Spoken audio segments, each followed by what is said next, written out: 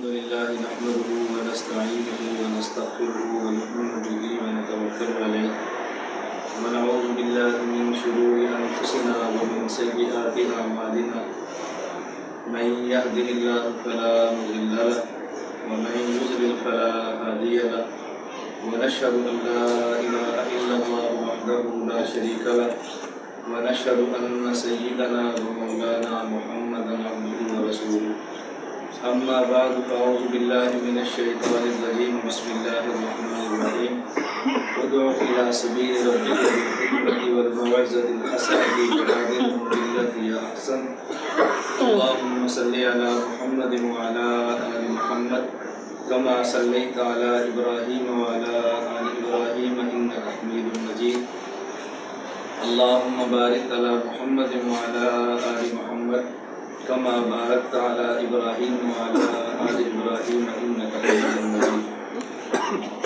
میں نے آج کی نشست میں آپ کی خدمت میں 3 باتیں پیش کر دی.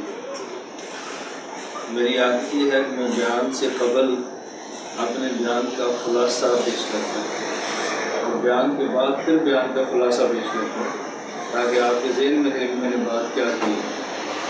3 باتیں میں آپ کی خدمت میں پیش کروں گا. نمبر 1، بحیثیت امتی ہمارے ذمہ 2 کام ہیں. بحیثیت حضور اکرم صلی اللہ علیہ وسلم کے امتی ہونے کے ہمارے ذمہ 2 کام ہیں. نمبر 2، اس کام کے لیے کن کن وسائل کا استعمال کرنا ضروری ہے. نمبر 3، کام کرنے والے افراد کے ساتھ کون سا تعاون کرنا ضروری ہے. آج یہ 3 باتیں میرے بیان کا خلاصہ ہیں. پہلی بات کہ بحیثیت امتی ہمارے ذمہ 2 کام ہیں، اس کو بعد میں بیان کریں گے.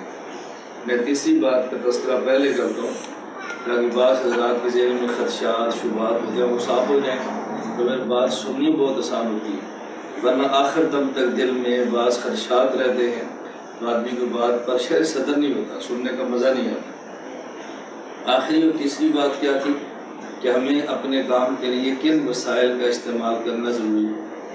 اس کے لیے میں حضرت موسیٰ علیہ السلام کی دعا بطور دلیل کے پیش کروں. حضرت موسیٰ علیہ السلام نے اللہ رب العزت سے دعا مانگی تھی، اشرح لی صدری ویسر لی امری واحلل عقدۃ من لسانی. یہ دعا مانگی. آگے یفقہوا قولی اس دعا کا نتیجہ ہے، اے اللہ میں چاہتا ہوں کہ یہ لوگ میری بات سمجھیں. ظاہر ہے سمجھیں گے تو پھر ہی مانیں گے، جب سمجھیں گے نہیں تو مانیں گے کیسے. میری بات سمجھیں، اور یہ میری بات سمجھیں گے کیسے. اللہ مجھے 3 چیزیں عطا فرمائے. نمبر 1، اشرح لی صدری، جس بات کی دعوت میں دینا چاہتا ہوں یہ بات مجھ پر کھلے. ہمارے رائیوڈ کے بزرگ اس کا ترجمہ یوں کرتے ہیں، اے اللہ ہمارے اوپر ہمارا کام کھول لے. یہ اشرح لی صدری کا ترجمہ ہے. میں بسا اوقات اپنے اکابر کے جملے قرآن کریم سے ثابت کرتا ہوں کہ یہ جملہ کس قرآن کی آیت کا ترجمہ ہے، یہ جملہ کس حدیث مبارک کی تشریح ہے. کیونکہ جب آپ کے سامنے ان جملوں کی بنیاد نہیں ہوگی تو لوگ آپ سے پوچھیں گے یہ جملہ کہاں لکھا ہے. یہ بزرگ کہتے ہیں کہاں لکھا ہے، آپ پھر پریشان ہو جاتے ہیں.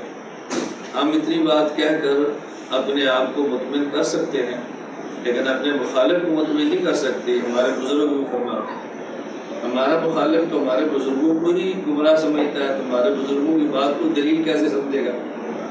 آپ کے لیے آپ کے استاذ، آپ کے پیر صاحب، آپ کے بڑوں کی بات معتبر ہے، لیکن آپ کے مخالف کے لیے آپ کے پیر صاحب اور آپ کے بڑوں کی بات معتبر نہیں ہے نا. وہ تو سمجھتا ہے کہ اصل فطرے کی بنیاد بڑے ہیں اور یہ لوگ ان کے تحت کام کر رہے ہیں، پہلے بڑوں کا علاج کرو. وہ تو بڑوں کو ٹھیک نہیں سمجھتا. اس لیے ہم یہ بات کہتے ہیں کہ ہمارے اکابر نے یہ جو بات فرمائی ہے نا اس بنیاد پہ فرمائی ہے. ہمارے بزرگوں کا یہ عمل اس بنیاد پر ہے. جب بنیاد بیان کریں گے تو پھر مخالف کے دانت کھٹے ہوتے ہیں، پھر وہ بات نہیں کر سکتے بھئی ان کے پاس دلیل موجود ہے، بغیر دلیل کے بات نہیں کرتے. آپ حضرات میں سے بہت کم لوگ ایسے ہیں جو عربی سمجھتے ہیں. معمولی عربی تو سمجھ لیتے ہیں لیکن جو عربی ادب ہے اس کلام کو بہت کم سمجھتے ہیں. ہمارے عموماً دنیا بھر میں اہل علم ایک شعر پڑھا کرتے ہیں اپنے اکابر کو بتانے کے لیے کہ اکابر کتنے بڑے تھے. عربی کا ایک شعر ہے، اولئک آبائی فجینی بمثلہم اذا جماعتنا یا جلیل المجامل. کہ دیکھو یہ ہمارے آباء و اجداد ہیں، اگر ان جیسا کوئی آپ کے پاس ہے تو لا کر دکھاؤ، جو ہمارے آباء و اجداد ہیں ان جیسا کوئی ہے تو آپ لا کر دکھاؤ۔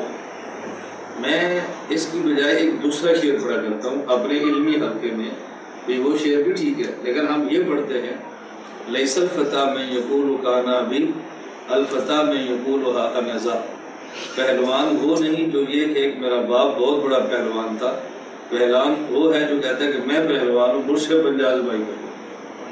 جو بات میں کہنا چاہتا ہوں اللہ کرے آپ سمجھ لیں، میں صرف یہ نہیں کہتا ہمارے اکابر بہت بڑے تھے، میں کہتا ہوں ہم اپنے اکابر کے بیٹے بیٹھے ہیں، بات کرنی ہے تو ہم سے لو، ہمیں کراس کرو گے تو ہمارے اکابر تک جاؤ گے نا، اس پل کو آپ نہیں کراس کر سکتے تو آپ اکابر تک پہنچو گے کیسے؟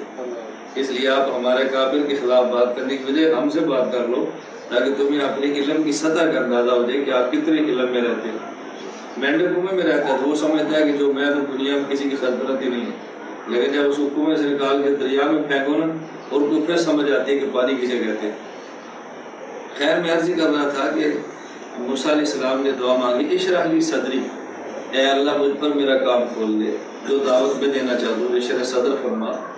جب آپ کو اپنے کام پر شرح صدر نہیں ہوگا تو آپ دوسرے کو اپنا کام سمجھا نہیں سکتے، جب اپنے کام سمجھ نہیں آئے گا دوسرے کو نہیں سمجھا سکتے، اور جب کام سمجھ آئے گا دوسرے کو سمجھائیں گے۔